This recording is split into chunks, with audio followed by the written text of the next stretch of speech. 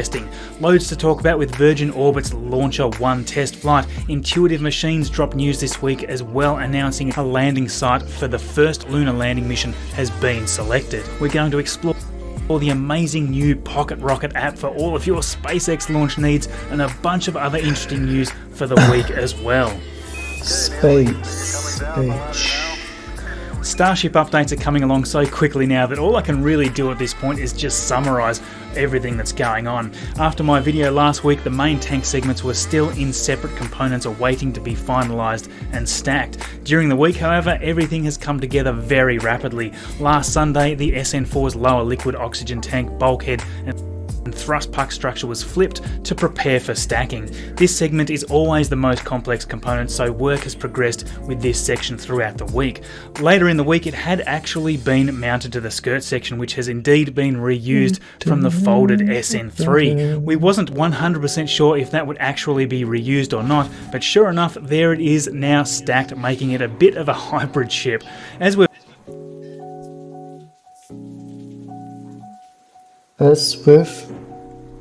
seen from the last few weeks, much of the work has been done within the assembly building and indoor structures to avoid a lot of that wind in Boca Chica, Texas. Again, the quality of the weld seems to be continuing to improve over time. The progress really has been astounding. The ship was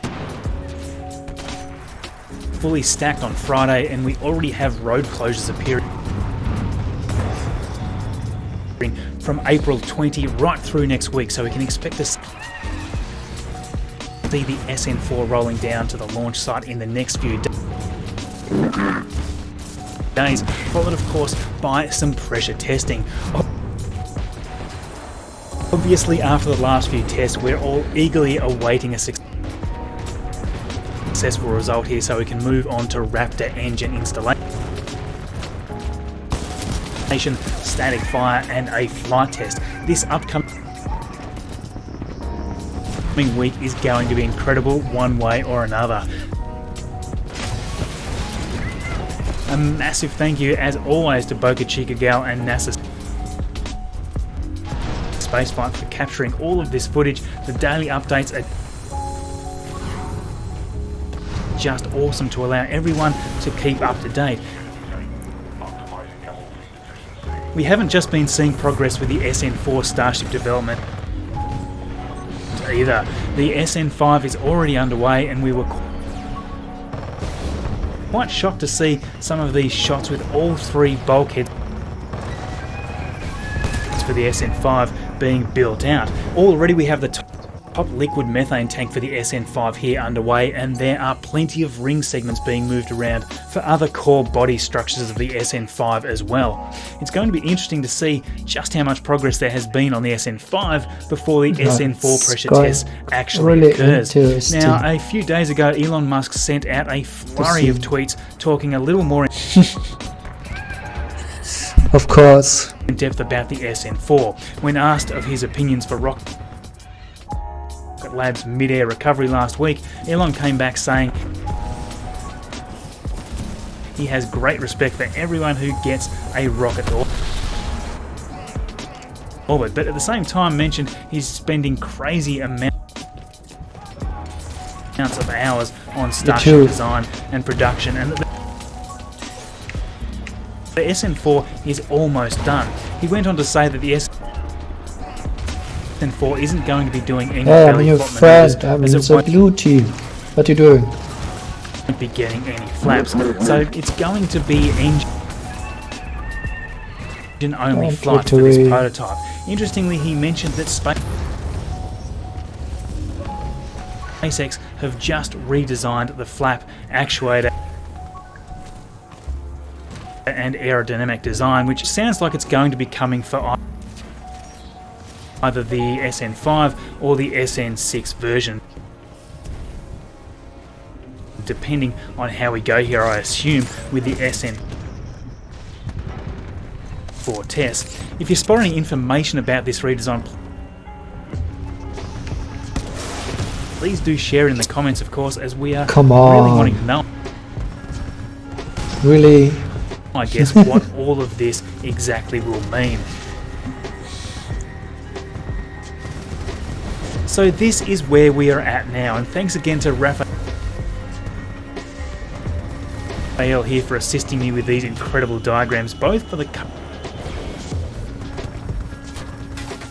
current snapshot of the SN4 as well as the brand new amazing format here for the SN5. Beautiful work, mate. If you're not following Raphael on Twitter, you are totally missing out on these daily updates. The SN4 Starship diagram is now quite simple. We of Maybe course I have can the nose cone, which hasn't changed much over the last week as far as we know. Let's see. All the sections that make up the liquid methane and liquid oxygen tanks are all stacked with the potential of heading off for pressure tests in a few days.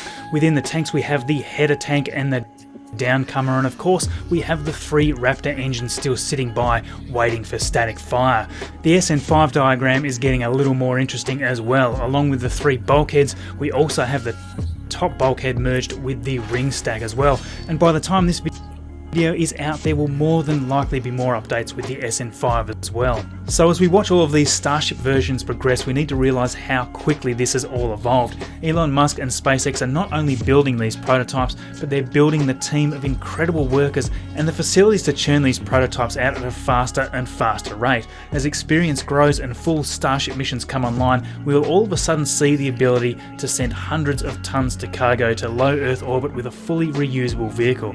This is going to change the entire industry.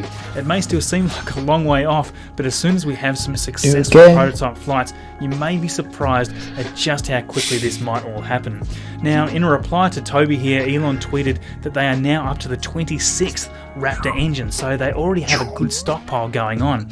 Keep in mind that the first super heavy booster is going to have upwards of 30 engines or so speeding up that production is going to be critical after we have successful suborbital flights of the Starship going on. For an orbital flight, a super heavy booster will certainly be needed. Now, I've had a bunch of comments super critical of various prototype failures, as we've seen already, but as Elon says here, what is actually the difficult part of the development is the production. He isn't super worried about early Starship failures, as they are always suboptimal prototypes anyway. Most would presumably only ever fly once and then essentially be lawn ornaments if they do survive. So yes, the increased speed and availability of these prototypes being churned out is the real important factor here. All this being said, we have our fingers crossed for a successful pressure test, and with any luck we'll be seeing this baby fly real soon. Now, I just needed to share a video this week as well by the Twitter channel Orbital Wedge. This is an artistic 3D rendered video of a potential SpaceX Starship doing its initial test flight and belly flop landing. It's very cool to check out some of the amazing work being done in the community here. There is a link to this in the description and also the YouTube video. Now, I'm hoping we'll see some more of these because there is certainly some more detail we'd like to see with that belly flop maneuver. It's also worth noting that in the real flight the engine bells will not really glow like this because the Raptor engines are actively being cooled by the liquid fuel flowing inside the engine bell itself. Liquid fuel. If we take a look at the Raptor engine test fire footage from last year, we can see here that the engine does not glow at all. This diagram from NASA spaceflight explains it quite well. The liquid methane is actually fed around the engine bell itself to actively cool it before that fuel is then fed into the combustion chamber. So yes, it's always awesome to see fan work like this, and yes, we're all hoping we'll be seeing this in real life as soon as we've had some preliminary short test flights. Now, just quickly, the next Falcon 9 Starlink launch has been pushed back and is currently scheduled on April 23rd at 3:16 PM Eastern time, so a bit of a delay there, but not too far away now. Greg Scott, of course, will be capturing incredible shots of the launch, I'm sure, so keep an eye on Greg's Twitter feed there. Now, I can't wait to see the Starlink network become operational. The next launch of 60 satellites This was will make very a total now good. of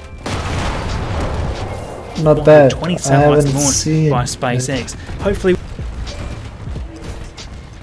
we'll see a drone ship landing on, of course I Still Love You, especially after the last few missed landing opportunities.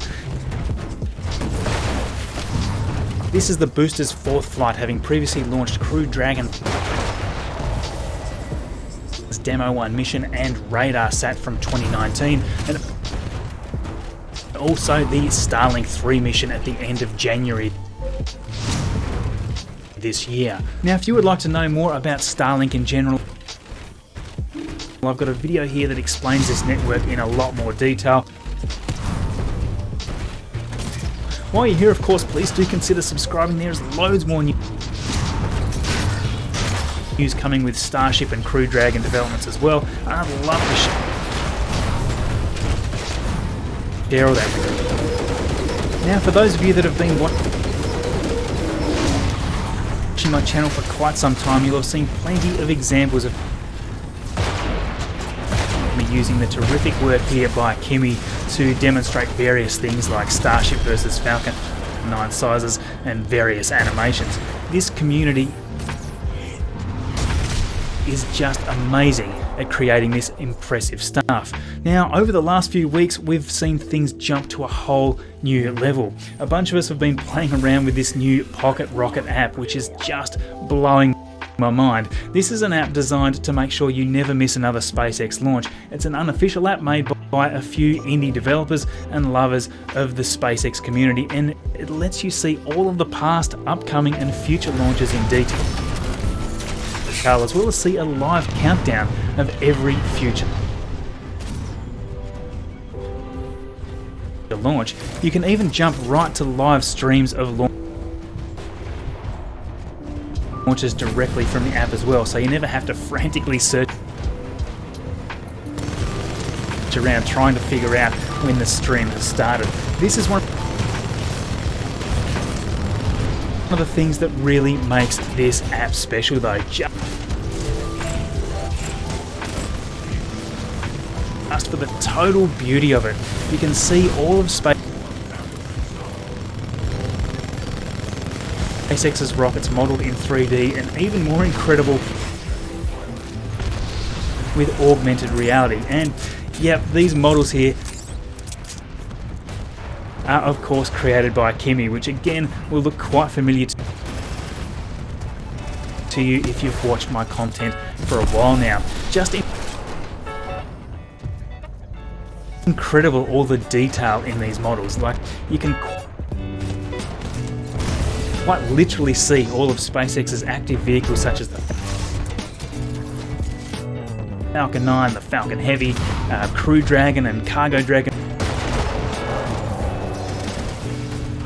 vessels, and even vehicles that we're following the development of closely, like the Starship and the Super Heavy. You can quite literally take this thing outside and see the full one-to-one scale of these beasts. This really puts the dimensions of these monsters into perspective. For me, this is the very first app with any sort of augmented reality feature that I've ever really loved, so you've got to check this thing out. Now,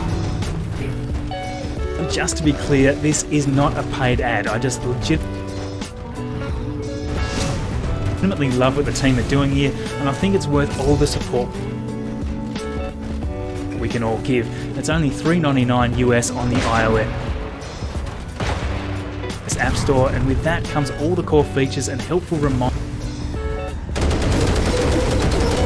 notifications on the days of SpaceX launches.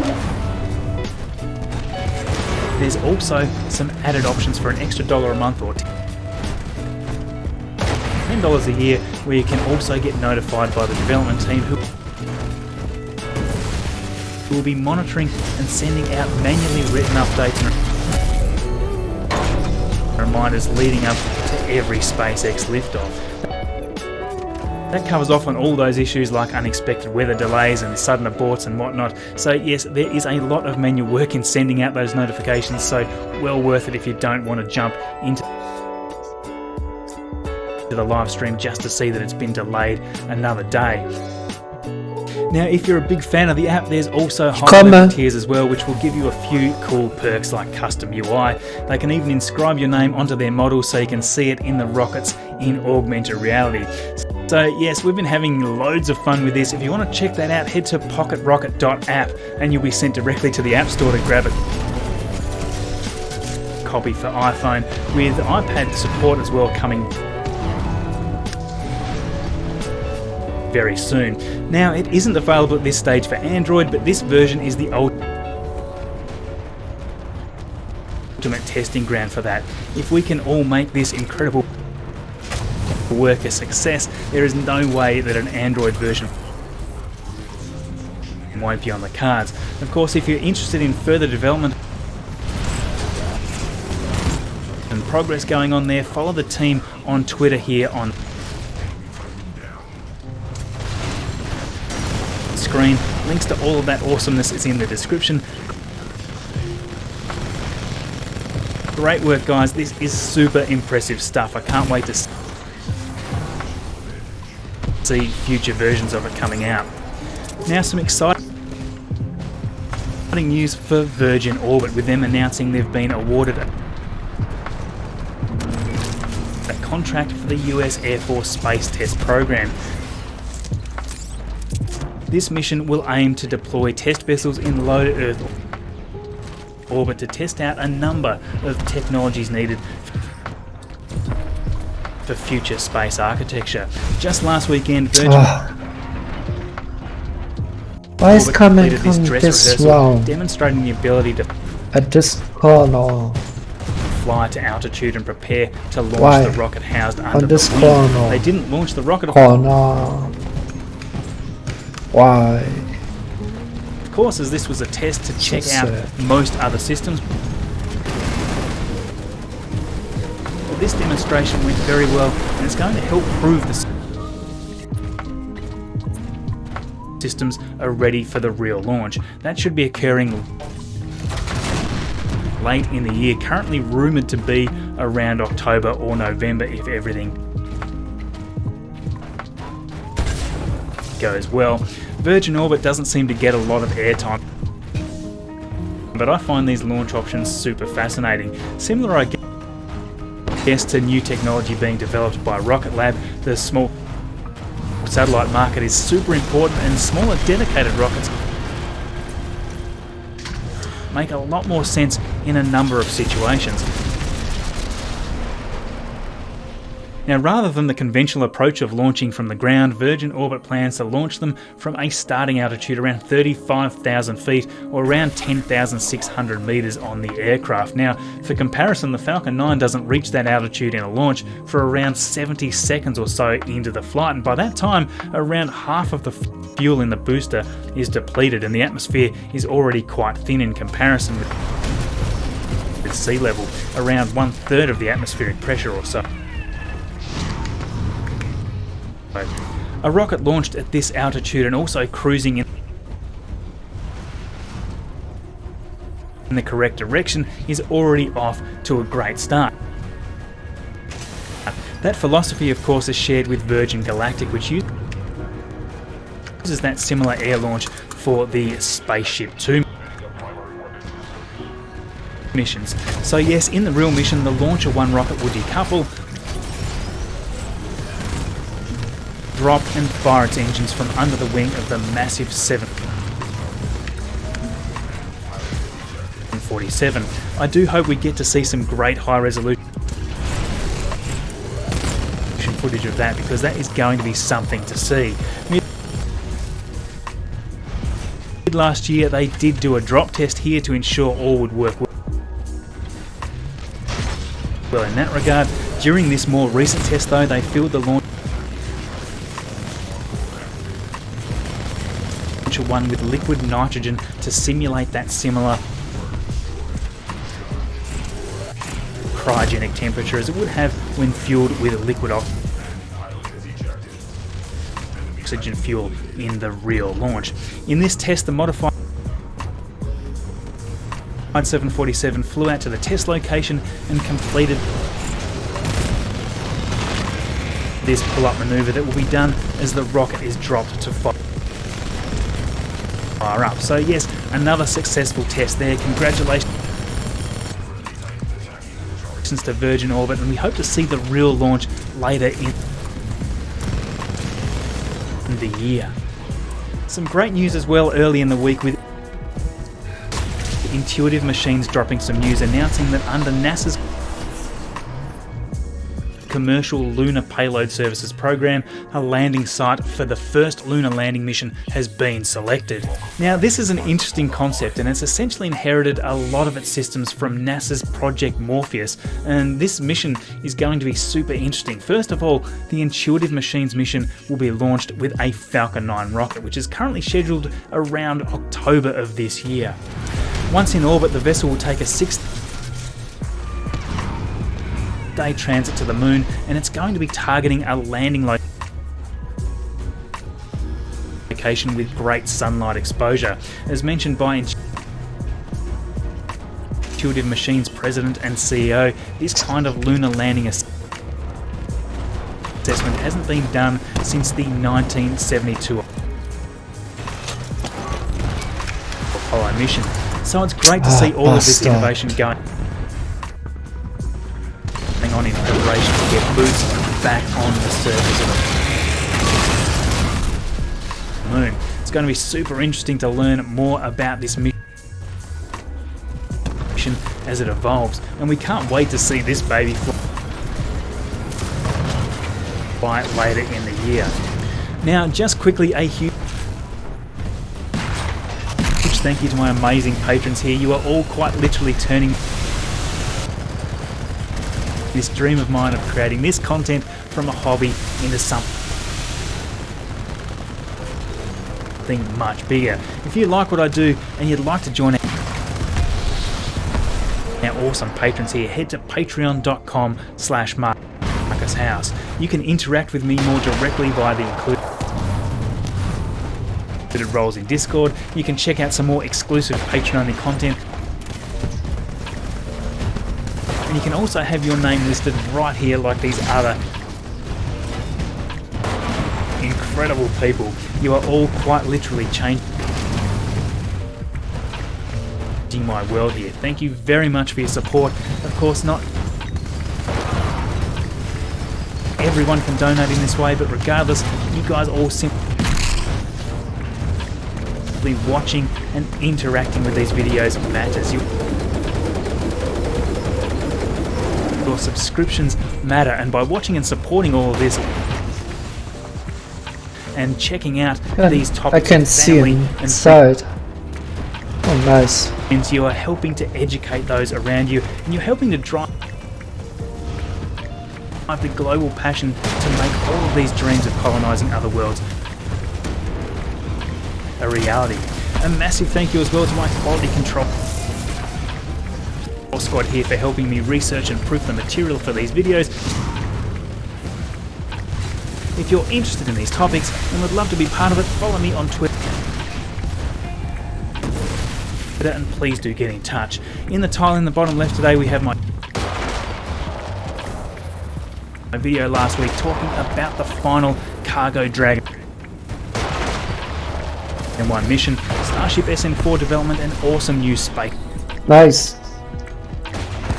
SpaceX footage. In the top right is my latest video, and in the bottom right, content that YouTube has selected from my channel just for you. Thank you everyone for watching, and we'll see you all in the next video.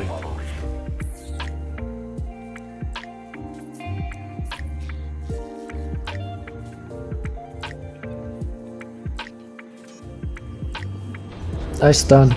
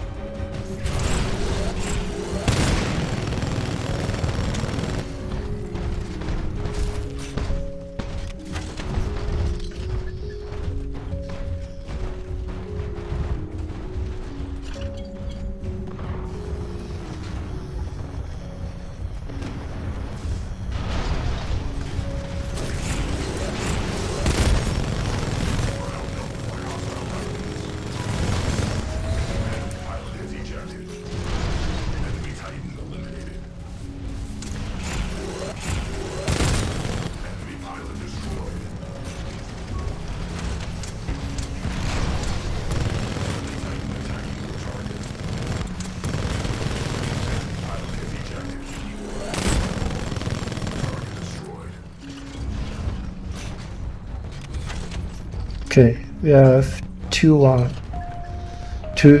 the Titans left. So must two, only one. No, must one kill. And here's here.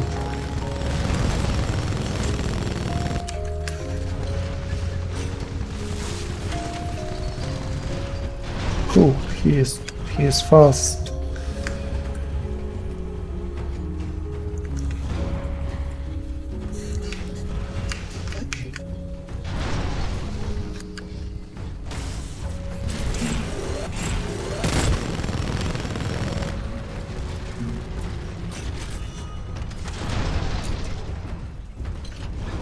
Where's he?